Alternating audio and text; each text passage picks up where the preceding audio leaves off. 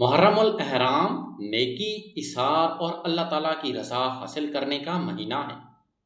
ان دنوں میں گھر سے 3 چیزیں ضرور تقسیم کرنے کی کوشش کریں: کھانا، پانی اور صدقہ۔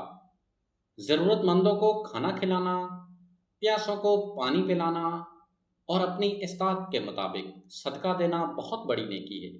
یہ اعمال دلوں میں محبت پیدا کرتے ہیں اور معاشرے میں خیر و برکت کا سبب بنتے ہیں۔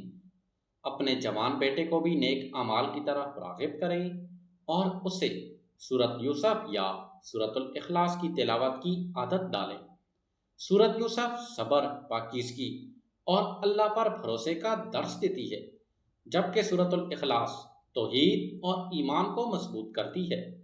روزانہ نماز کے بعد اس سورت کی تلاوت کے ساتھ اللہ تعالیٰ سے ہدایت، اچھے اخلاق اور کامیابی کی دعا کریں۔ یاد رکھیں کہ اولاد کی اصلاح صرف کسی ایک عمل سے نہیں، بلکہ نماز، قرآن، دعا، اچھے ماحول اور والدین کی عملی تربیت سے ہوتی ہے۔ محرم کے بابرکت دنوں میں نیکیوں کا اہتمام کریں اور اپنے گھر کو محبت، صبر اور اللہ کی یاد سے آباد رکھیں۔